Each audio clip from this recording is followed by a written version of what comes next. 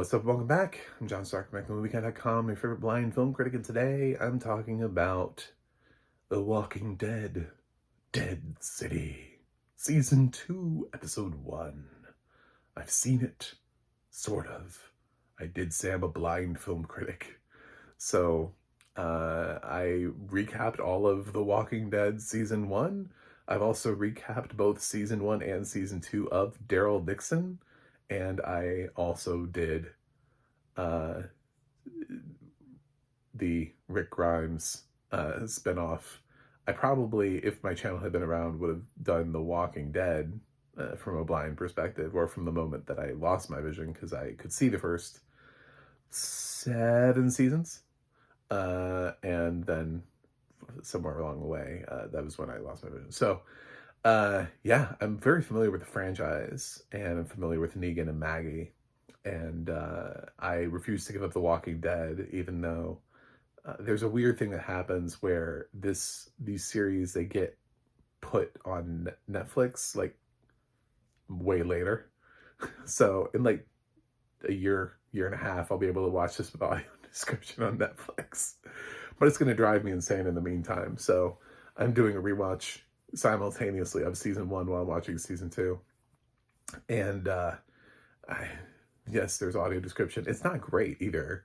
Like, one of the things that bothers me about the audio description that exists for Season 1 of The Walking Dead is that clearly, and it's just laziness, because a writer had to go through this, and it just tells me that there's no quality check phase, and that the narrator never heard the pronunciation, never got to see anything that they were working on. So every character pronounces his name the Croad.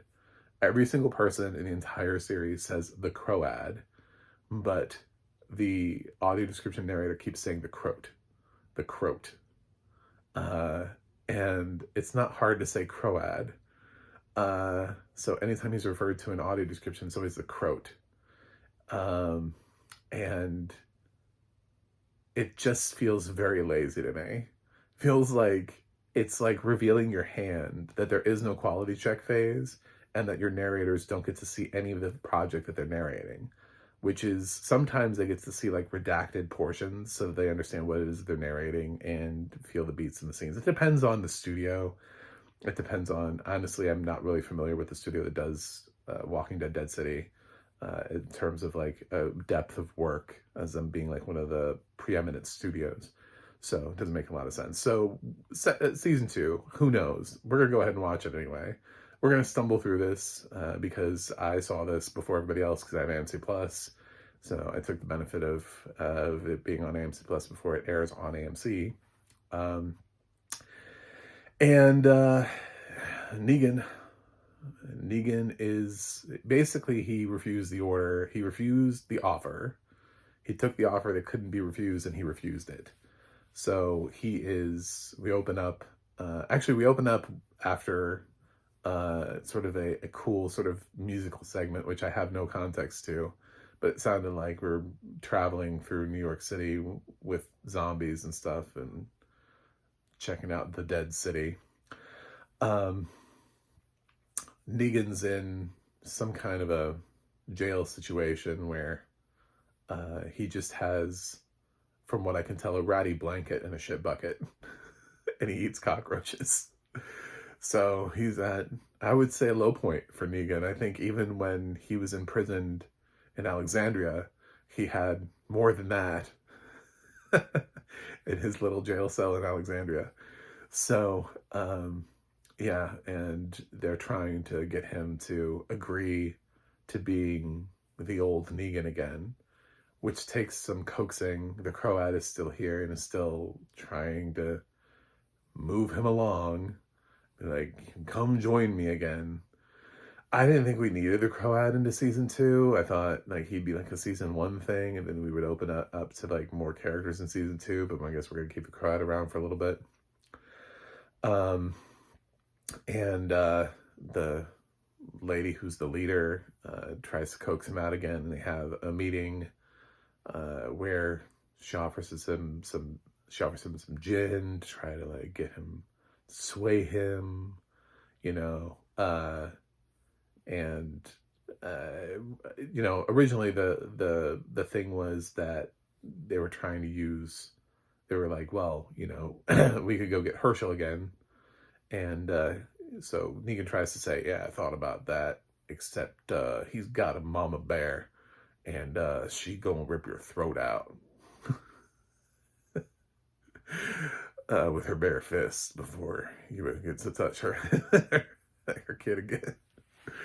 Um, so he's not worried. He's like, yeah, Maggie's fine. She's got a heads up now that you exist, and I'm sure, like, it's the same thing. I was thinking about this too, like, and it's the way sort of the series works out too with the next thing that happens. I'll go ahead and say the next thing that happens with Negan. So when they realize the Herschel thing isn't working, they decide to pull this other card where they realize that they're like, oh, well, we know where Annie is, and we have her being brought here. So we have Annie and your son, Joseph, are being brought here. We found them, and they're en route. So you can decide how you would like them to be received by either accepting our offer now and being part of the team, or, of course that gets Negan threatening Annie. So apparently she never made it to where she was supposed to go. She was on some sort of like wagon train that got stopped by the flooding of the Mississippi. I guess we have no bridges. So it's just, they got stopped in Tennessee, which has me, I have a lot of questions about the Walking Dead universe now, and Fear the Walking Dead, and how did Morgan get to certain places, and at what point, like, is it not crossable anywhere? Like, I have so many other questions to the greater expanse of the Walking Dead universe, that people were easily defeated because it has to be just one crossing point.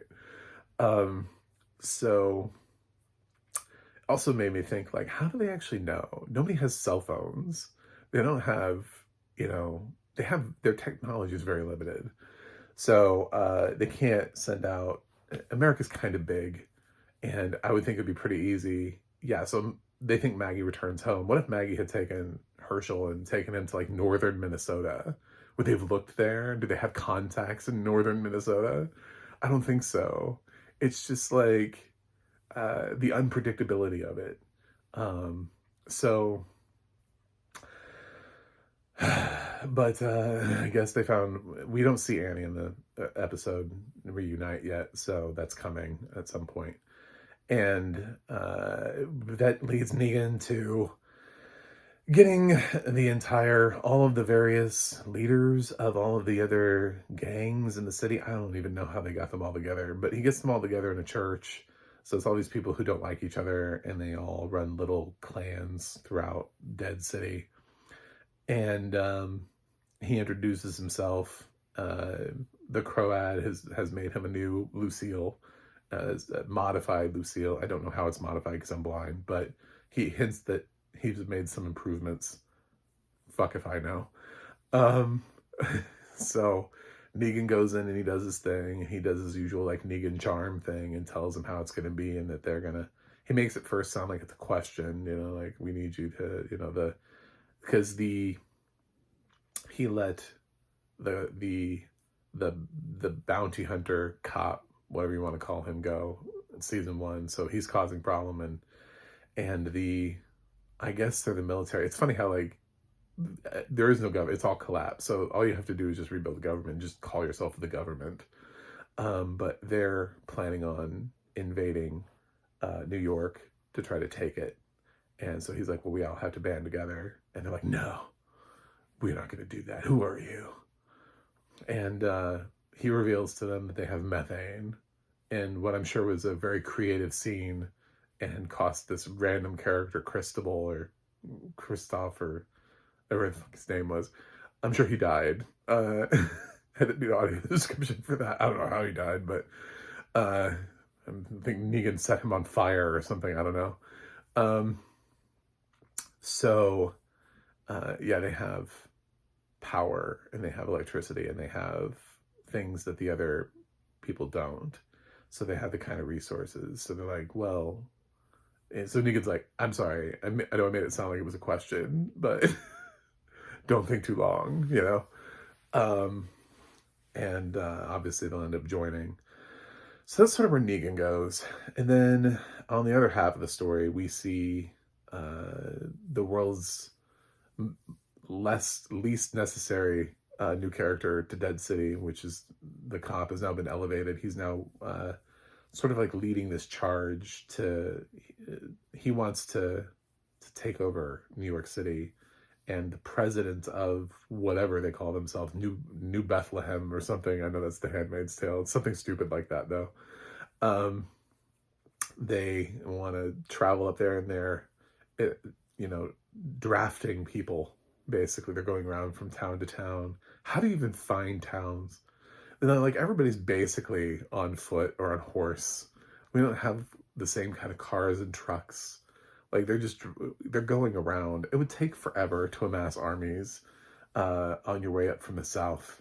This would be like, it's so silly. But they go to like Maggie's community, and like Maggie's like, and he's like, I want to take you, and she's like, no, because then I'll just tell him that Negan's not dead, and then you know your whole career will be over. And then she without much twisting of the arm said, fine, I'll go, but no one, you can't force anybody to go. So which becomes problematic that she phrases it that way. So she agrees to go in place of them conscripting anybody from her little village that she's from. And she's willing to go fight. They have some sort of cage match for her and some zombies. And they're like, anybody who wants to fight, come, you know, prove yourself, prove your worth, prove that you're worth 20 men that we would normally just take from you. And Maggie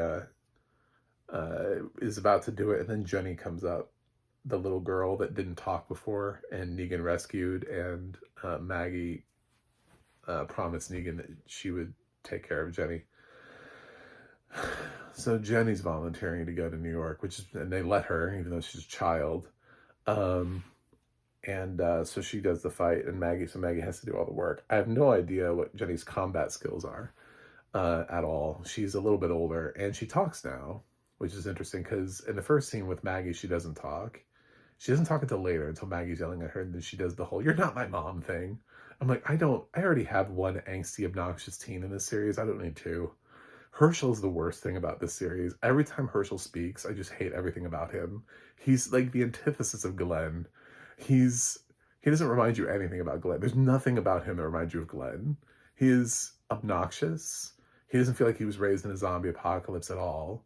He's already been captured. He knows what danger looks like.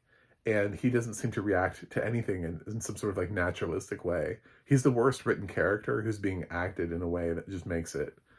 I hate Herschel so much in this show, which is so hard because it's like, this is baby Glenn, and my friends used to call him that. I mean, we used to watch Walking Dead in like group settings, and we'd always call him baby Glenn, and you know, he had a name. And it just, he's such a character, a disappointment from a writing standpoint. You know, he was obnoxious in season 1. He's obnoxious in season 2. He should have had like a reflective, something clearly happened to him. And Maggie's trying to point out like he has these drawings, right, that she's disturbed by, and he doesn't want to talk about it. He just wants to be like, leave me alone. I hate you, Mom. It's just one of those kids. It's just like, God. Man, the kids in the original Walking Dead, we took them for granted. Like, those kids were all, like, legit, and they were ready to fight and save themselves.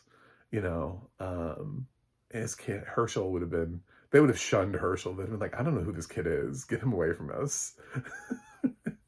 Even the kids that were pain in the ass, Sam was fine, but his older brother, the one that caused all the trouble, whose name I forget, even he was not nearly as obnoxious as Herschel is. Like, Herschel's the most obnoxious teenager I think they've had in the entire run of the series.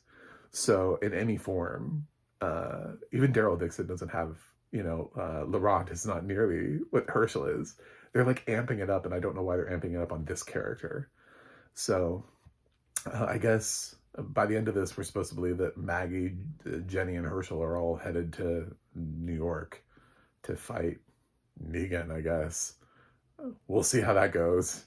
Uh, anyway, that's a recap from a blind person of The Walking Dead. I would love to have audio description on this. There's so much that I couldn't follow and pick up on or tell you about, but I know this franchise like the back of my hand, so that's the only thing that's helping me is that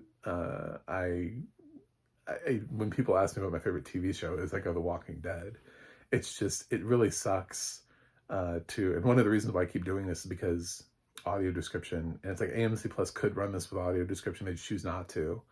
And it sucks that something that you love so much doesn't love you back, and that the creators of the show, The Walking Dead, and the universe, like the primary show, the main show, has no known existing audio description at all.